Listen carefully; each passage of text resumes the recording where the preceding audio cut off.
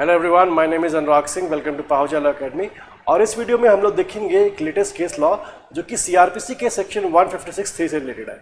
इस केस का नाम है SAS Infratech versus the state of Telangana. देखो, whenever you go to the police station and you want to register an FIR and if the officer in charge of the police station he refuses to register your FIR or the complaint under section 154, not the complaint, the registration of the FIR under section 154, अगर वो refuse करता है तो वहां पर जो भी person है, जो भी विक्टिम है, जो इन्फॉर्मेंट है, उसके पास क्या क्या रेमेडीज होती हैं, वही चीज हम लोग को यहां पर देखनी होगी। ठीक है, now the remedies are, first he can file the application under section 156(3) in front of the magistrate. The magistrate, after considering the application, he can issue an order by which he can direct the police officer to investigate the matter. और उसमें order होता है that an FIR be lodged and investigation conducted. तो ये हो गया 156(3) का order. इसके अलावा वो और क्या कर सकता है कि he can also go for section 200,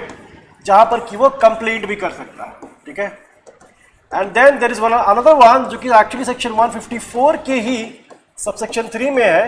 he can approach the senior police officer, जहां पर कि वो उसे भी बोल सकता है कि सीनियर जो इन्वेस्टिगेटिंग ऑफिसर है, जब उसने रजिस्टर नहीं किया, या जो police officer in charge of police station था, जब उसने रजिस्टर नहीं किया, तो you can immediately go to the senior police officer, और वो सीनियर पुलिस ऑफिसर जो है वो डायरेक्ट कर सकता है ऑफिसर इंचार्ज को कि आप इन्वेस्टिगेशन करो after registering the FIR, and this has to be read with section 36। ठीक है, सेक्शन 36 ऑफ CRPC सेज कि जब भी आपके सामने जब भी एक पुलिस ऑफिसर के एक सीनियर पुलिस ऑफिसर के सामने वो सारी पावर्स होती है जो कि उसके सबऑर्डिनेट की होती है। तो जो भी पावर अगर मान लो कि SHO की है, तो वो सारी की सारी पावर जो है वो कमिश्नर ऑफ पुलिस के पास भी होती है। ठीक है, तो ये याद रखना, section 154(3) has to be read with section 36। ठीक है, नाउ कमिंग टू सेक्शन 156(3), यहां पर एक क्वेश्चन राइज होता है हमेशा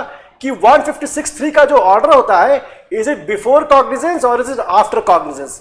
याद रखना कि सेक्शन 156(3) इसका जो ऑर्डर होता है, और ऑर्डर में क्या होता है, let an FIR be recorded और लॉज्ड एंड इन्वेस्टिगेशन कंडक्टेड, ये होता है ऑर्डर।